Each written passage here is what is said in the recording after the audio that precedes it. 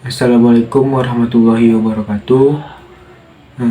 Perkenalkan, nama saya Reza Putra dengan NIM 2103200110. Dalam video kali ini saya akan menjelaskan materi yang berjudul tentang kerangka kerja manajemen risiko.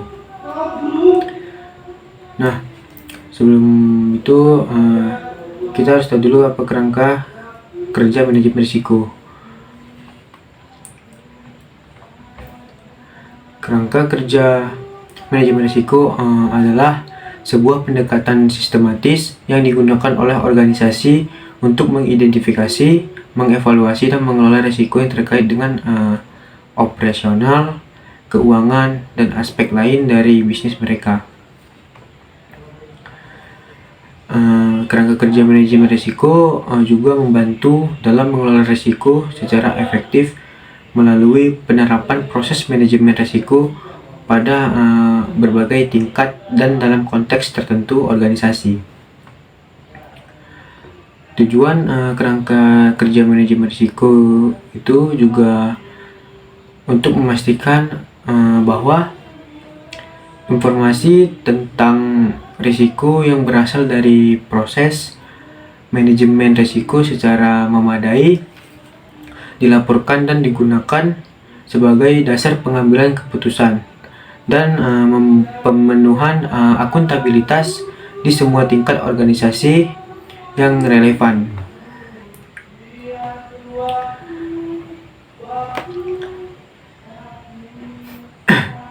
Yaitu manajemen risiko juga bertujuan untuk mengidentifikasi, mengevaluasi, dan mengelola risiko-risiko yang dihadapi oleh suatu organisasi.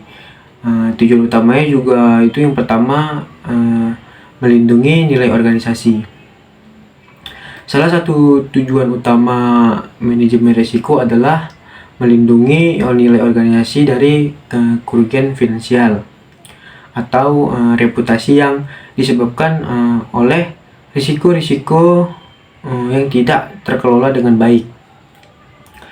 Dengan mengidentifikasi dan mengelola risiko secara efektif, organisasi dapat meminimalkan potensi dampak negatif terhadap operasional dan keberlanjutan bisnis mereka.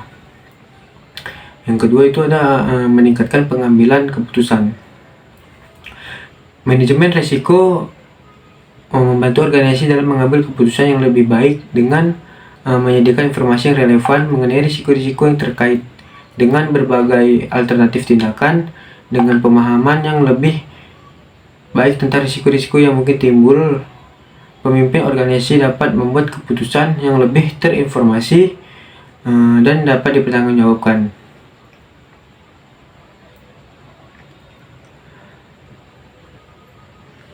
Selanjutnya itu kita masuk ke prinsip, kita masuk ke arsitektur manajemen risiko. Nah, di sini ada prinsip dari manajemen risiko. Yang pertama itu menciptakan dan melindungi nilai. Yang kedua, bagian terpadu dari semua proses dalam organisasi. Yang ketiga, bagian dari pengambilan keputusan. Yang keempat, eksplisit ditujukan pada ketidakpastian. Yang kelima, sistematik, terstruktur, dan tepat waktu. Yang keenam, berdasarkan informasi terbaik yang tersedia. Yang ketujuh, disesuaikan dengan penggunaannya. Yang kedelapan, mempertimbangkan faktor manusia dan budaya. Yang kesembilan, transparan dan inklusif. Yang ke-10, dinamis, berulang, dan responsif terhadap perubahan. Dan yang terakhir itu memfasilitasi perbaikan terus-menerus dari organisasi. Itulah prinsip manajemen risiko. Selanjutnya itu ada kerangka kerja manajemen risiko. Yang pertama itu ada mandat dan komitmen. Mandat dan komitmen adalah dua konsep yang penting dalam konteks manajemen, organisasi, dan kepemimpinan. Di mana mandat itu adalah otoritas atau wewenang yang diberikan kepada seseorang atau sebuah entitas untuk melakukan tugas atau mengambil keputusan tertentu. Mandat dapat bersifat formal atau informal. Mandat formal seringkali terkomunikasi dalam bentuk kebijakan, peraturan, atau hukum yang mengatur peran dan tanggung jawab seseorang organisasi. Mandat formal juga dapat diberikan melalui proses pemilihan atau penunjukan resmi, seperti pemilihan pemimpin atau pengangkatan pejabatan publik. Selain mandat formal, ada juga mandat informal yang mungkin timbul dari kepercayaan, pengakuan, atau keahlian seseorang dalam suatu bidang tertentu.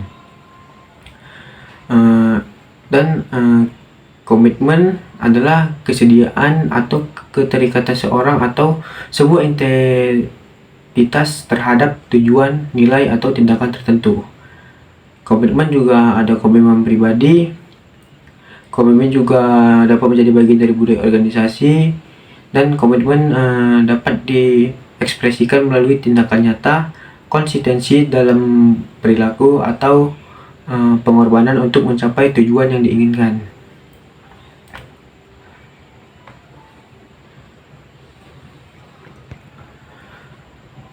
Nah, selanjutnya setelah dari mandat dan komitmen tadi, itu ada rancangan kerangka kerja untuk pengelolaan risiko, yaitu pengimplementasikan manajemen risiko, terus ada pemanfaatan dan tinjauan suatu kerangka kerja, dan perbaikan berkelanjutan terhadap suatu kerangka kerja. Nah, itulah kerangka kerja dari manajemen risiko. Selanjutnya itu masuk ke proses manajemen risiko. Yang pertama itu ada penetapan suatu konteks. Nah, penetapan konteks ini, langkah pertama adalah memahami konteks organisasi, termasuk tujuan, lingkungan internal dan eksternal, serta kebijakan dan batasan yang mengatur aktivitas bisnis. Ini membantu dalam menetapkan cakupan, pendekatan, dan parameter untuk manajemen risiko. Yang kedua itu ada identifikasi risiko. Identifikasi risiko, organisasi mengidentifikasi risiko-risiko yang mungkin mempengaruhi pencapaian tujuan mereka. Ini melibatkan pengumpulan informasi tentang potensi ancaman dan peluang, serta faktor-faktor yang dapat mempengaruhi pencapaian tujuan. Selanjutnya itu ada analisis risiko. Analisis risiko, setelah risiko-risiko diidentifikasi, langkah berikutnya adalah menganalisis mereka untuk memahami dampak potensial dan kemungkinan terjadinya. Ini membantu dalam memprioritaskan risiko-risiko yang paling signifikan yang perlu ditangani. Selanjutnya itu adalah evaluasi risiko. Risiko-risiko yang telah dianalisis dievaluasi untuk menentukan tingkat risiko yang diterima atau tidak diterima. Evaluasi ini memungkinkan organisasi untuk membuat keputusan tentang tindakan yang diperlukan untuk mengelola risiko. Selanjutnya itu ada perencanaan respon risiko. Organisasi mengembangkan strategi dan rencana tindakan untuk mengelola risiko-risiko yang telah diidentifikasi. Ini dapat mencakup menghindari, memindahkan, mengurangi, atau menerima risiko sesuai dengan preferensi dan toleransi risiko organisasi. Yaitu ada implementasi tindakan pengelolaan risiko. Langkah berikutnya adalah melaksanakan rencana respon risiko yang telah ditetapkan.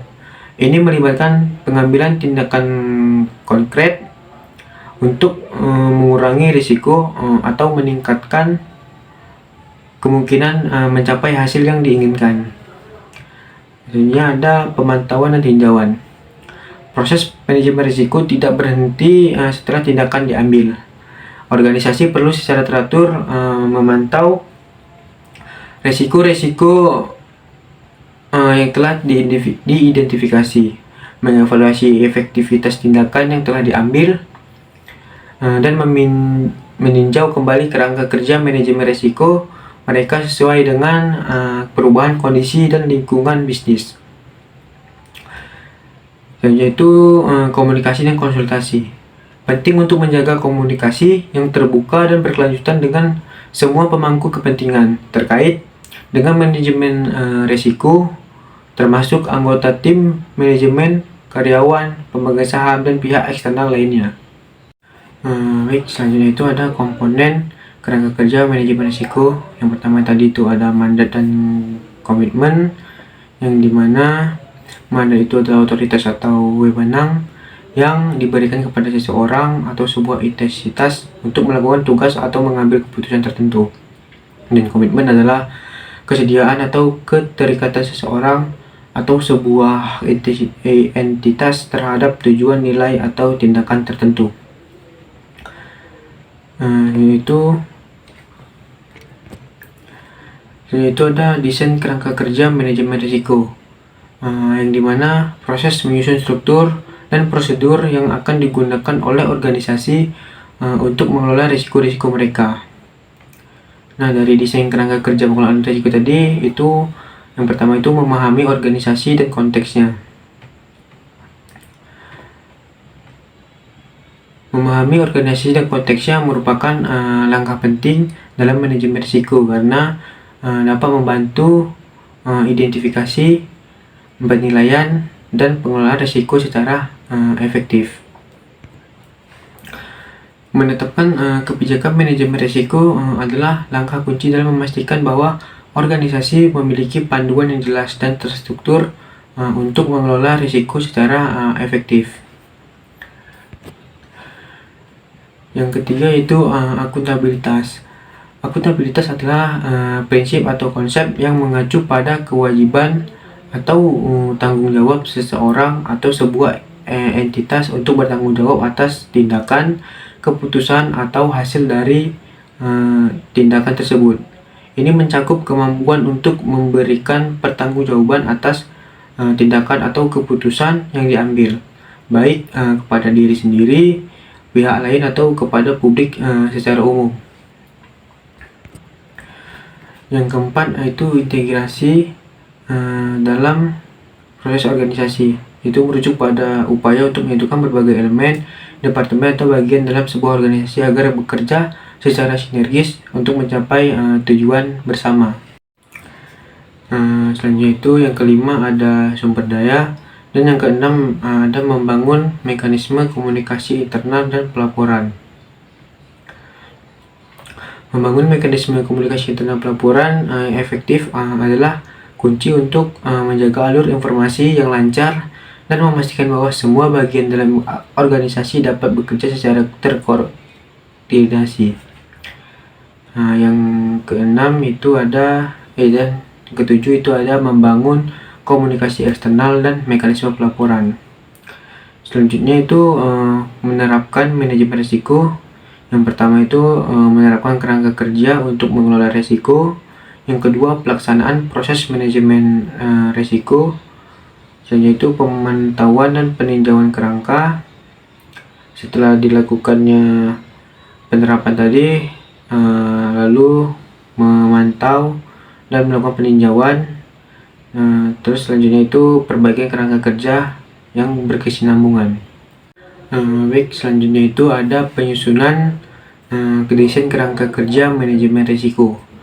Pada dasarnya meliputi dua aspek, yaitu aspek pemahaman terhadap konteks organisasi dan aspek tata kelola manajemen risiko atau risk management governance structure. Aspek pertama merupakan landasan memahami situasi di mana manajemen risiko akan diterapkan, sedangkan aspek kedua menjabarkan elemen-elemen yang diperlukan untuk menerapkan manajemen risiko dengan baik. Yang pertama itu memahami organisasi dan konteksnya, yang kedua tata kelola manajemen risiko, yang ketiga kebijakan manajemen risiko, yang keempat akuntabilitas, yang kelima integrasi ke dalam proses organisasi, yang keenam sumber daya, yang ketujuh pembuatan mekanisme komunikasi internal dan pelaporan, Dan yang ke-8 itu pembuatan mekanisme komunikasi eksternal dan pelaporan.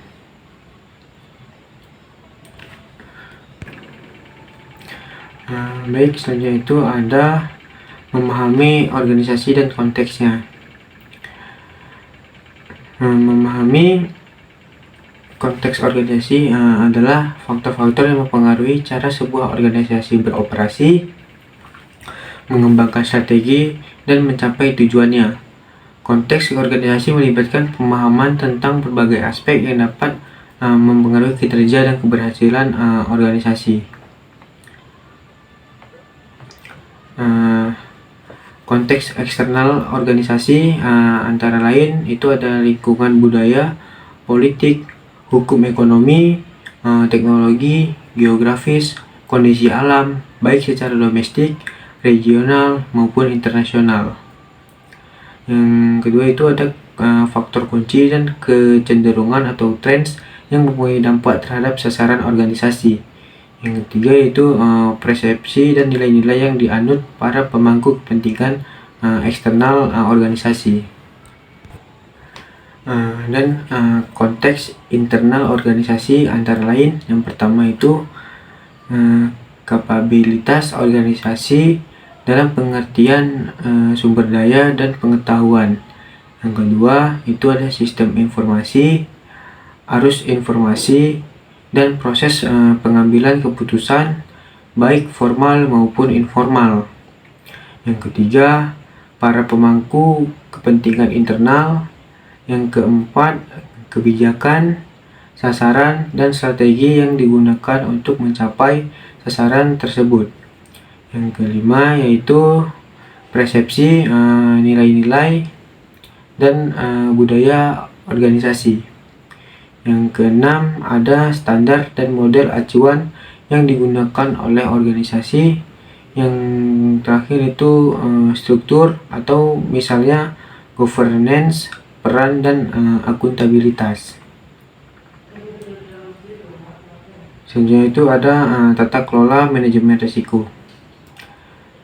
Tata kelola manajemen risiko meliputi unsur-unsur kebijakan manajemen risiko, akuntabilitas pelaksanaan, perencanaan manajemen risiko terpadu, penyediaan sumber daya yang memadai, dan mekanisme komunikasi serta pelaporan pelaksanaan manajemen risiko, baik internal maupun eksternal. Dan satu hal lagi yang biasanya penting dalam tata kelola manajemen risiko adalah kesamaan bahasa, yaitu penggunaan istilah-istilah dalam penerapan manajemen risiko. Tata kelola manajemen risiko juga adalah pendekatan sistematis yang digunakan oleh organisasi untuk mengidentifikasi, mengevaluasi, dan mengelola risiko yang mungkin mempengaruhi pencapaian tujuan mereka. Langkah-langkah untuk membangun tata kelola manajemen risiko yang pertama itu adalah pemahaman atas risiko. Pertama, organisasi perlu memahami risiko apa saja yang dapat mempengaruhi pencapaian tujuan mereka. Risiko dapat berasal dari berbagai sumber seperti lingkungan eksternal, operasional, keuangan, hukum, dan reputasi. Yang kedua itu ada identifikasi risiko. Identifikasi risiko merupakan langkah penting dalam tata kelola manajemen risiko. Organisasi harus melakukan analisis menyeluruh untuk mengidentifikasi semua risiko yang mungkin terjadi. Bisa saja ini dilakukan dengan teknik brainstorming, analisis SWOT. Yang ketiga itu ada evaluasi risiko. Setelah risiko identifikasi, langkah berikutnya adalah mengevaluasi dampak dan kemungkinan terjadi risiko tersebut. Yang keempat itu pengembangan strategi manajemen risiko. Suatu organisasi perlu mengembangkan strategi untuk mengelola risiko-risiko yang telah diidentifikasi. Yang kelima itu ada implementasi dan pelaksanaan. Itu strategi manajemen risiko dikembangkan. Langkah selanjutnya itu mengimplementasikannya dalam operasi sehari-hari organisasi. Ini melibatkan pengintegrasian kebijakan, prosedur, dan praktik manajemen risiko ke dalam semua level dan fungsi organisasi. Yang keenam itu ada monitoring dan pengendalian. Organisasi perlu melakukan monitoring secara terus-menerus terhadap risiko yang telah diidentifikasi dan dikelola. Ini memungkinkan mereka untuk mengidentifikasi perubahan dalam risiko, mengevaluasi efektivitas strategi manajemen risiko, dan mengambil tindakan korektif jika diperlukan. Yang ketujuh itu pelaporan dan komunikasi. Proses manajemen risiko harus didukung oleh pelaporan yang tepat dan komunikasi yang efektif. Organisasi perlu mengkomunikasikan informasi tentang risiko kepada semua pemangku kepentingan yang relevan dan memastikan bahwa mereka memahami risiko tersebut serta tindakan yang diambil untuk mengelolanya. Yang terakhir yaitu ada pengambilan keputusan berbasis risiko. Pengambilan keputusan berbasis risiko yaitu pengambilan keputusan harus dilakukan dengan mempertimbangkan risiko-risiko yang terkait. Organisasi harus mengintegrasikan pertimbangan risiko ke dalam proses pengembalian keputusan mereka untuk memastikan bahwa risiko dipertimbangkan secara holistik. Selanjutnya itu ada kebijakan manajemen risiko. Kebijakan manajemen risiko yang pertama itu ada hubungan antara kebijakan manajemen risiko dengan sasaran organisasi serta kebijakan lainnya. Yang kedua, alasan penerapan manajemen risiko. Yang ketiga, akuntabilitas dan tanggung jawab untuk manajemen risiko. Yang keempat, cara menanganinya bila terjadi benturan kepentingan. Yang kelima, kemampuan organisasi dalam menerima risiko atau risk appetite dan jenis risiko yang tidak pernah diterima. Yang keenam yaitu proses, metode, dan teknik yang digunakan untuk mengelola risiko. Yang ketujuh yaitu ketersediaan sumber daya bagi mereka yang mendapatkan akuntabilitas serta tanggung jawab dalam mengelola risiko. Yang kedelapan yaitu bagaimana kinerja manajemen risiko akan diukur dan dilaporkan. Yang terakhir yaitu komitmen untuk selalu melakukan review dan verifikasi secara berkala terhadap kebijakan manajemen risiko, kerangka kerja manajemen risiko, dan perbaikannya secara berlanjut.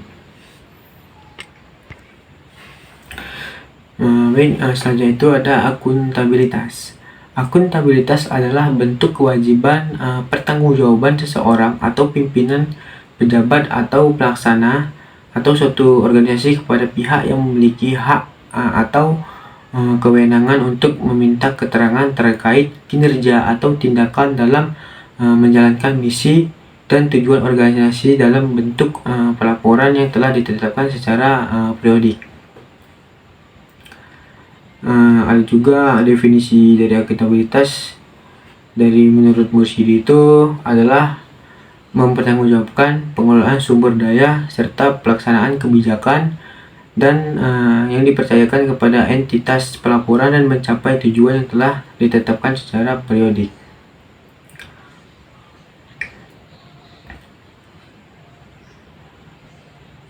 Selanjutnya itu ada jenis akuntabilitas. Jenis akuntabilitas ada dua, yaitu akuntabilitas vertikal dan horizontal. Akuntabilitas vertikal atau vertical accountability. Akuntabilitas vertikal adalah akuntabilitas kepada otoritas yang lebih tinggi. Misalnya akuntabilitas kepala dinas kepada bupati atau wali kota, menteri kepada presiden, kepala unit kepada kepala cabang kepada CEO, dan sebagainya. Akuntabilitas horizontal adalah akuntabilitas kepada publik secara luas atau terhadap sesama lembaga lainnya yang tidak memiliki hubungan atas bawahan.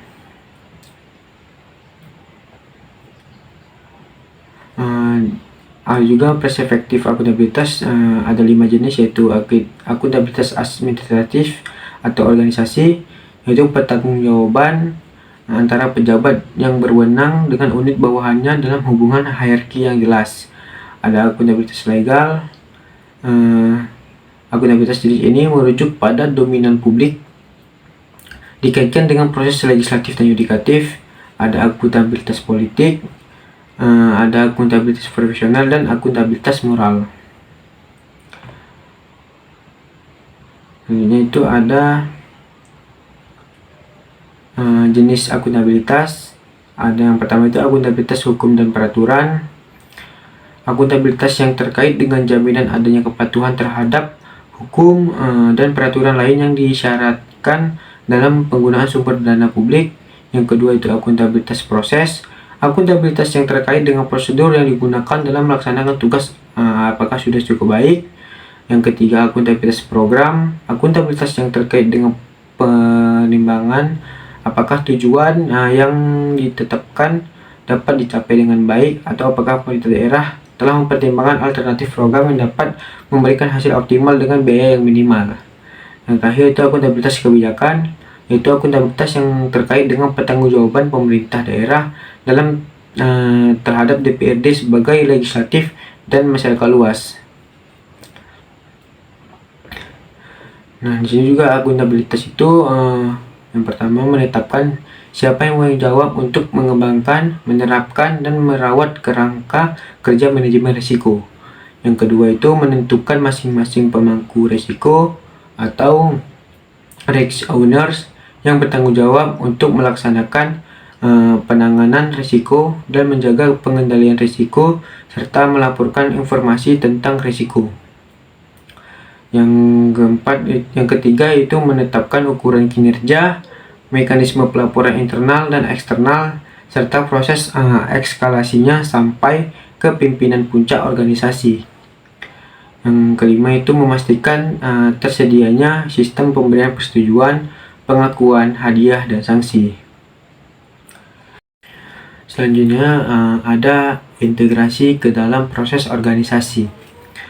Proses manajemen risiko harus menjadi bagian dari proses pengembangan kebijakan bisnis, perencanaan strategi, penyusunan rencana bisnis, dan proses manajemen perubahan untuk memastikan bahwa kebijakan manajemen risiko diterapkan dan manajemen risiko benar-benar menjadi bagian dari praktik-praktik organisasi serta proses bisnis. Integrasi manajemen risiko ke dalam organisasi merupakan bagian tak terpisah dalam tata kelola, struktur, dan proses-proses organisasi. Tata kelola memandu dan mengendalikan arah organisasi, hubungan eksternal dan internalnya, serta peran, proses, dan praktik yang diperlukan untuk mencapainya. Manajemen risiko juga merupakan bagian tak terpisah dalam pemanduan dan pengendalian arah organisasi. Ketika organisasi menjurus pada situasi terlalu berisiko, tata kelola akan memitigasinya. Ketika organisasi mengarah pada perilaku risk averse, melemah, dan terlalu takut pada risiko,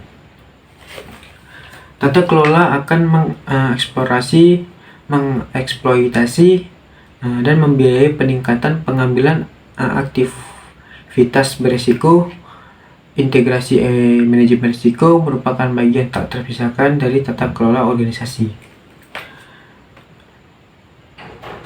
Struktur manajemen menerjemahkan arahan tata kelola menjadi strategi dan sasaran untuk mencapai tingkat hasil yang diinginkan dari kinerja berkelanjutan dan nilai jangka panjang organisasi. Struktur manajemen mengembangkan susunan organ-organ untuk menjalankan fungsi organisasi, baik organ yang bergantung pada pusat atau organ struktural maupun organ yang bersifat otonom atau organ fungsional. Kerangka kerja pengambilan keputusan dan penetapan sasaran serta perumusan strategi organisasi maupun pada tingkat organ struktural dan organ fungsional tidak terlepas dari kerangka kerja manajemen risiko. Komponen-komponen desain, implementasi, evaluasi, dan perbaikan dalam pencapaian sasaran dan kinerja.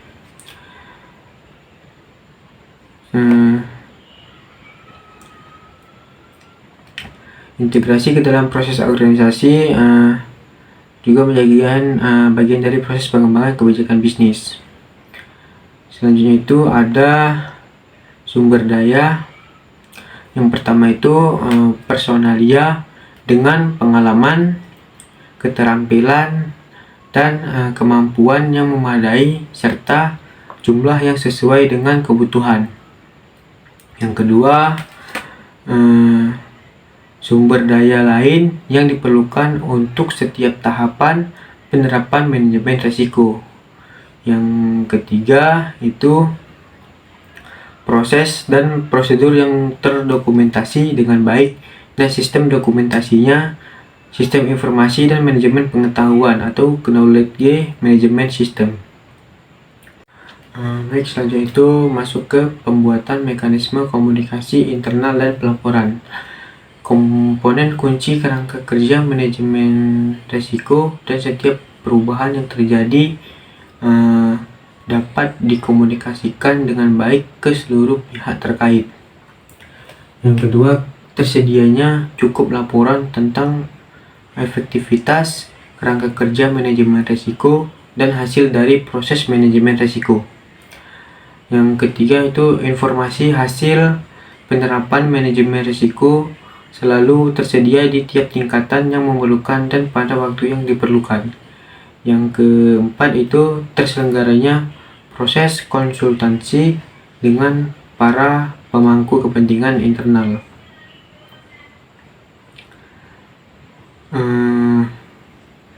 Mekanisme komunikasi dan pelaporan internal juga harus memastikan bahwa yang pertama itu bagian penting dari kerangka kerja manajemen risiko dan perubahan selanjutnya harus dikomunikasikan dengan benar. Yang kedua itu ada pelaporan internal yang memadai tentang efektivitas dan kegunaan hasil kerangka manajemen risiko. Yang ketiga, informasi yang relevan dari penerapan manajemen risiko tersedia pada tingkat yang tepat dan pada waktu yang tepat. Dan proses konsultasi dengan pemangku kepentingan internal dilakukan dalam proses implementasinya. Organisasi harus memiliki mekanisme komunikasi dan pelaporan resmi terkait manajemen risiko. Komunikasi terkait manajemen risiko dapat dibagi menjadi dua bagian, yaitu komunikasi yang bersifat eskalasi dan komunikasi yang bersifat sosialisasi atau internalisasi. Dalam kerangka manajemen risiko, kedua masalah ini harus ditangani melalui kebijakan atau prosedur formal. Peraturan terkait pelaporan manajemen risiko dan penerapan manajemen risiko biasanya mencakup sistem pelaporan, jenis pelaporan, dan periode pelaporan. Jika ketiga masalah ini juga harus ditangani dalam kebijakan atau prosedur manajemen risiko yang ada. Selanjutnya itu pembuatan mekanisme komunikasi eksternal dan pelapor. Yang pertama itu pengikut sertaan pemangku kepentingan eksternal dan memastikan terjadinya proses komunikasi yang efektif. Yang kedua, pelaporan ke pihak eksternal sesuai dengan tuntutan kepatuhan hukum serta penerapan good corporate governance. Yang ketiga, melaksanakan pengungkapan informasi sesuai dengan peraturan perundangan yang berlaku. Yang keempat, menyampaikan umpan balik dan laporan atas proses komunikasi dan konsultasi. Yang kelima, menggunakan komunikasi untuk membina dan meningkatkan kepercayaan kepada organisasi. Yang kelima itu berkomunikasi dengan seluruh pemangku kepentingan, terutama pada saat terjadi krisis atau keadaan darurat.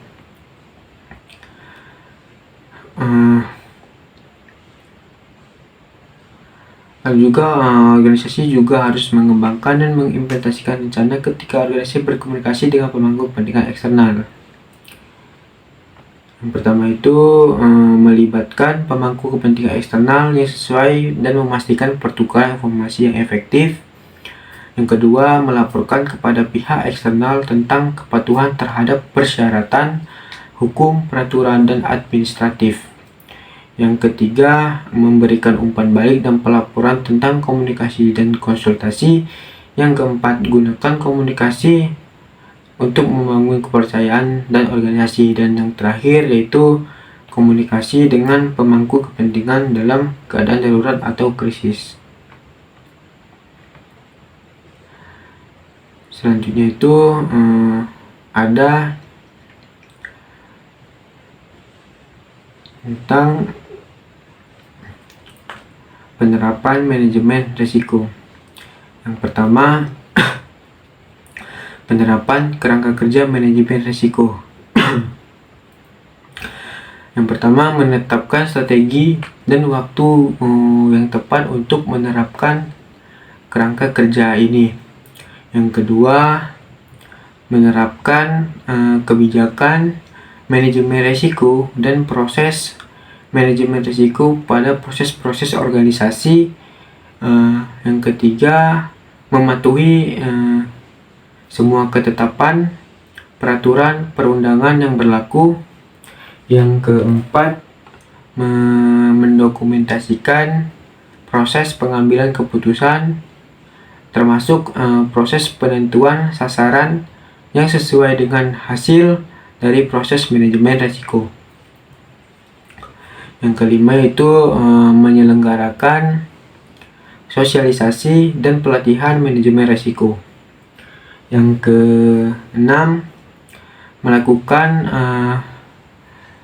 komunikasi dan konsultasi dengan para pemangku kepentingan untuk memastikan bahwa kerangka kerja manajemen risiko memang sesuai kebutuhan dan efektif. Tentunya ada dua penerapan proses manajemen risiko. Pada tahap ini, penggunaan metode pemetaan proses bisnis akan memberikan kontribusi yang besar, terutama melalui identifikasi kemungkinan risiko yang dapat terjadi. Metode yang digunakan antara lain adalah FMEA atau Failure Mode Effect and Analysis, Risk Breakdown Structure atau RBS, dan CRSA atau Controlled Risk Self Assessment, dan lain-lain.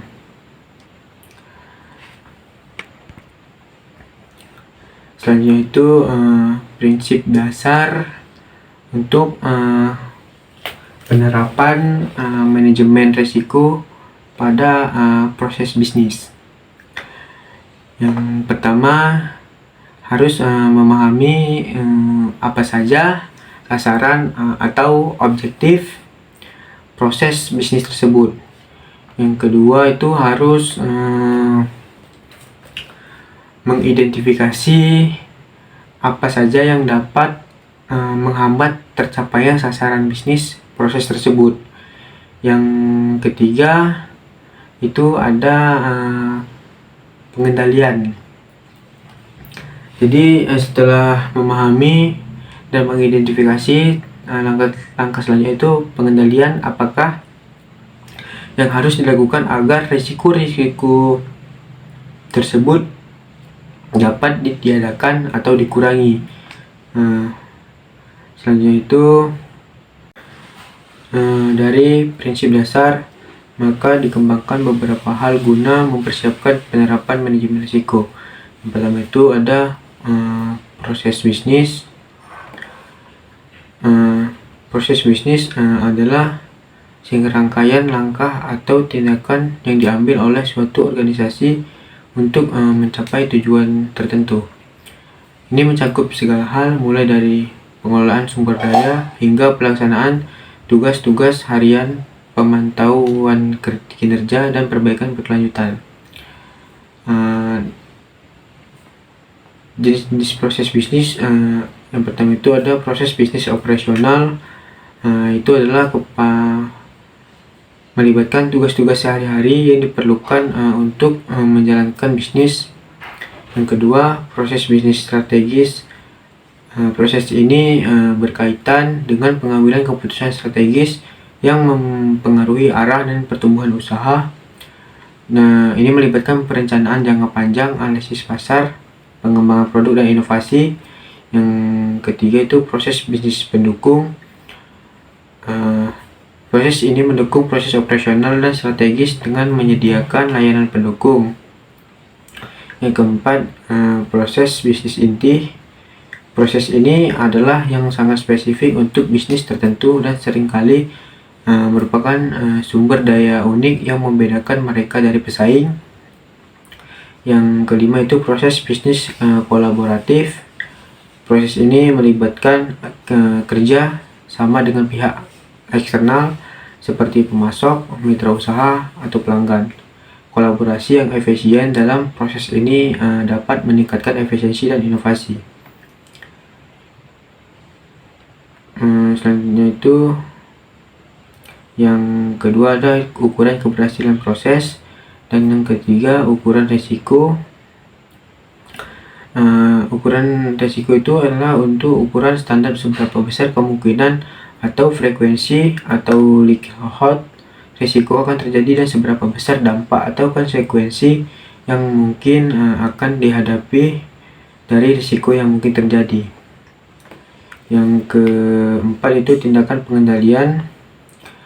Tindakan dari pengendalian ini itu berfungsi untuk memastikan bahwa kegiatan dalam organisasi dilakukan sesuai dengan yang direncanakan dan sumber daya organisasi telah digunakan secara efisien dan efektif untuk mencapai tujuan organisasinya.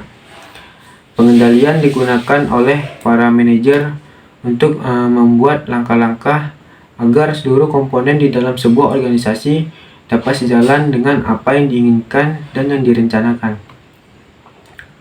Selanjutnya itu dalam menerapkan kerangka kerja manajemen risiko, hendaknya yang pertama itu menetapkan strategi dan waktu yang tepat untuk menerapkan kerangka kerja ini. Yang kedua, menerapkan kebijakan manajemen risiko dan proses manajemen risiko pada proses-proses organisasi. Yang ketiga, mematuhi semua ketetapan peraturan perundangan yang berlaku. Yang keempat, mendokumentasikan proses pengambilan keputusan termasuk proses penentuan sasaran yang sesuai dengan hasil dari proses manajemen risiko. Yang kelima, menyelenggarakan sosialisasi dan pelatihan manajemen risiko. Yang keenam, melakukan komunikasi dan konsultasi dengan para pemangku kepentingan untuk memastikan bahwa kerangka kerja manajemen risiko memang sesuai kebutuhan dan efektif, yaitu pemantauan dan tinjauan kerangka kerja. Untuk memastikan bahwa manajemen risiko efektif dan menunjang kinerja organisasi, maka manajemen organisasi hendaknya yang pertama itu menetapkan ukuran kinerja, yang kedua mengukur kemajuan penerapan manajemen risiko secara berkala dibandingkan dengan rencana awal, yang ketiga meninjau secara berkala apakah kerangka kerja manajemen risiko, kebijakan risiko, dan rencana penerapan masih tetap sesuai dengan konteks internal dan eksternal organisasi. Yang keempat, memastikan apakah kebijakan risiko dipatuhi, memantau bagaimanakah penerapan rencana manajemen risiko dan kepatuhan dalam menyampaikan laporan risiko secara berkala. Yang kelima itu memantau efektivitas kerangka kerja manajemen risiko.